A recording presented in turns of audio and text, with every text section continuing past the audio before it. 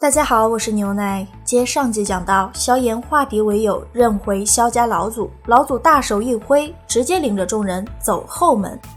随着嘎吱声响起，萧晨推开了面前的巨门。巨门之后不再是大殿，而是延绵的楼梯。楼梯的尽头是一个巨大的祭坛石台。萧炎他们接近祭坛的时候，才看见一道身着白袍的身影正安静地盘坐在王座之上。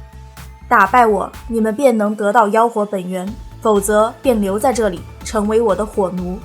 待得萧炎他们在祭台站定，那道白袍身影终于是缓缓睁开了双眼，淡淡的道：果南海一行人谁都没动，因为不知何时他们心中都生出了一种挫败感。这种挫败感令他们连一战的勇气都没有，仿佛面前的这个人强得无可匹敌。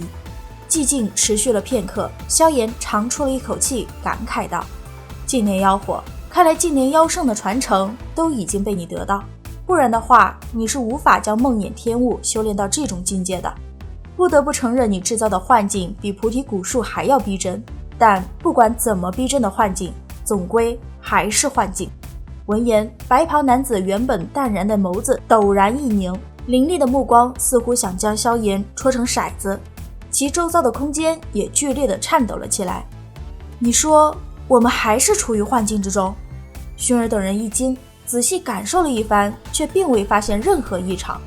紫妍连忙表示自己是真实的。我们都是真实的，但我们却的确陷入了幻境。这就是梦魇天物最为可怕的地方。如果一直按照净年妖火的布置走下去，我们只会越陷越深，直到最后彻彻底底地成为他的火奴。即便我们在这里经历大战，将他斩杀，但其实我们依然还会继续留在幻境内。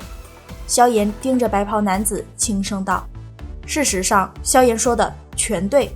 净年妖圣当年遭到反噬陨落之后，净年妖火就获得了他的传承。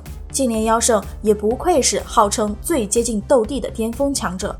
梦魇天物之内，假中有真，真中有假，火奴是真，萧晨也并非虚幻，不过是大部分神智被净年妖火所控罢了。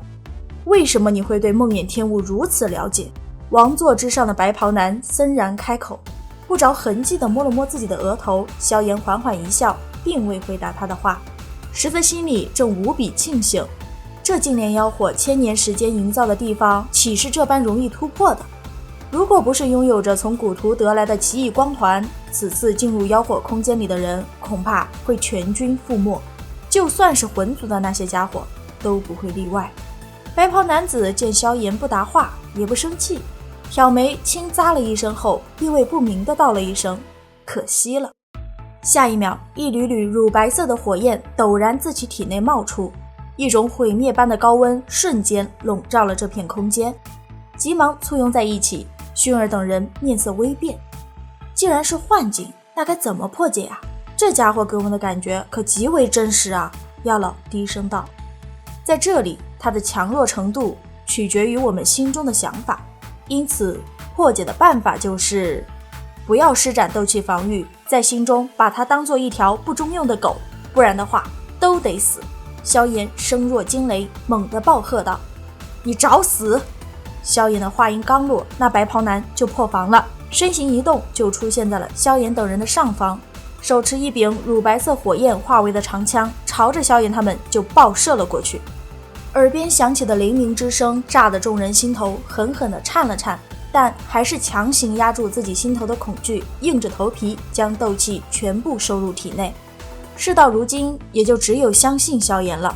没有任何抵抗，那巨大的火焰枪夹杂着毁灭的力量，很顺利的就穿透了众人的身体，然后陡然消失，竟然真的没事。看了看自己的身体，众人都有种劫后余生的感觉。天空上那白袍男的心情就没那么美丽了。混账！他实在是无法接受自己苦修了千年，居然这么快就被萧炎找到了削弱他力量的办法。然而让他更没想到的其实还在后面。梦魇幻境破！只见萧炎割破指尖，旋即手掌在空中飞速滑动，很快就形成了一个奇异的血符。你怎么会破眼之符？那白袍男的神色突然变得凶狠，萧炎理都不理他，手指一点，去！那血符便是爆射而出，径直贴在了前面的虚空之上。下一秒，这片空间就在萧炎等人惊喜的目光之中爆开了。同一时间，萧炎等人也是猛地感觉到脑海深处传来阵阵眩晕，再次睁开双眼，眼前的景色已经变成了岩浆的海域。出来了，这里不会又是幻境吧？众人都有些怕了。是的，我们出来了。得到萧炎肯定的答案，众人齐齐松了一口气，萧炎也觉得如释重负。只是萧炎这口气刚松到一半，萧晨就又有被净莲妖火再次控制的迹象了。怎么办？自己怎么做才能帮老祖摆脱净莲妖火的控制？萧炎正着急上火的时候，他脑海之中的那个奇异光环又传出了一道细微波动。有了！手指猛地点在萧晨额间，萧炎以灵魂之力飞速地在后者的额头上画出一个无形的皱纹。皱纹刚成，萧晨就恢复正常了。不过这只是暂时隔绝净莲妖火的控制，若是想要永绝后患的话，还是得将净莲妖火给彻底解决了。正思索期间，萧炎他们周围那些悬浮的山石之上突然掠出道道身影，他们不断地喘着粗气，个个面露惊惧，是萧炎撕破幻境造成的连锁反应。不过他们出来了也好，毕竟单凭萧炎他们是无法收服净莲妖火的。幻境一破，净莲妖火也就没有再隐藏的必要了。只见一道岩浆柱缓缓自岩浆海域之中升起，真实的白袍男子赫然出现在众人眼前。净莲妖火，千年不见，你还真是让人刮目相看的。一处山石上，魂殿殿主正臭着脸道，毕竟若非最后时刻幻境突然自动破裂，他可半点都没意识到自己依旧身处幻境之中。净莲妖火变得更强了，而且隐隐有不受控制的倾向，这是在场所有人此刻的共识。当然，这也同样意味着收服净莲妖火将会带来的收获也是巨大的。许多人眼中的贪婪都快压制不住了。白袍男并不将场中之人放在眼里，除了萧炎，他的疑问萧炎自然是不可能帮他解答的，只说自己是瞎猫撞上了死耗子。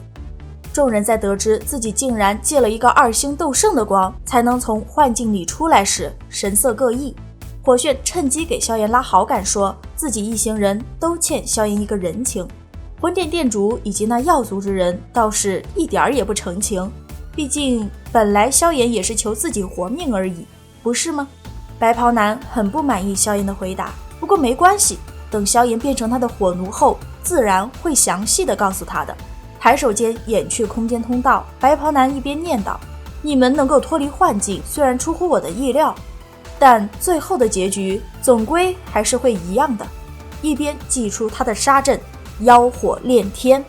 只见4道巨大的乳白色火幕从天际倾洒而下，旋即连接到下方的岩浆海域，形成一个4方的火焰囚牢。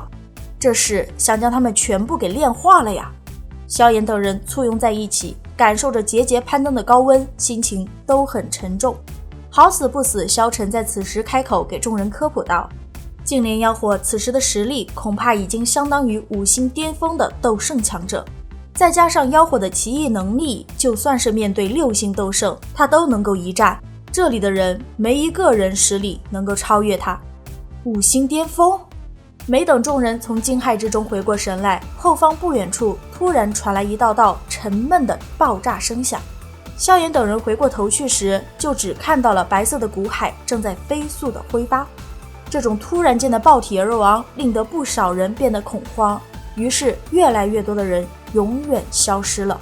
直到一位见多识广的人大喝：净莲妖火极为诡异，能够以人之情绪为引，引火烧身，不想死的就不要胡思乱想。那种不断的自爆才逐渐的减弱了许多。然而这并不是白袍男希望看到的，他觉得实力不够的人没有资格做他的火奴。于是他抬了抬眼眸，冰冷的道：斗圣之下，火爆。片刻的混乱之后，火牢之中的人数直接少了大半。很好，剩下来的人才有成为火奴的资格。白袍男笑了，旋即把自己以前的收藏都拉出来亮了个相。足足10人，无一例外都是斗圣，其中最强的一道火奴实力达到了3星斗圣后期。每一次我撕裂封印，都会有着不少自视清高的家伙闯进来，但可惜最后他们都成为了我最听话的伙奴。这一次我的收藏注定又要丰盛许多了。转头看向众人，白袍男满意的点了点头。看着面前就算是魂殿都拿不出来的豪华阵容，魂殿店主酸了。深吸了一口气后，他看向萧炎，冲着众人道：各位，我们彼此间有什么恩怨暂且不论，这一次若是想要活命并且击溃净年妖火的话，那便是必须的联手了。魂殿什么信誉大家都是心知肚明的，一时间无人搭话。魂殿店主也不着急，毕竟他知道他们没得选，眼下只有打败净年妖火，他们才有生路，同样的也才有机会夺取妖火本源。片刻后，炎族的火药长老第一个点头同意了，之后的事水到渠成。萧炎很清楚与魂殿合作无疑是与虎谋皮，但最终鹿死谁手犹未可知。好了，本期分享就到此结束了，视频都看到这里了，给牛奶点个赞吧，订阅了的朋友记得开启小铃铛哟，这样就不会错过牛奶的更新啦。感谢您的耐心观看，拜拜，下期再见。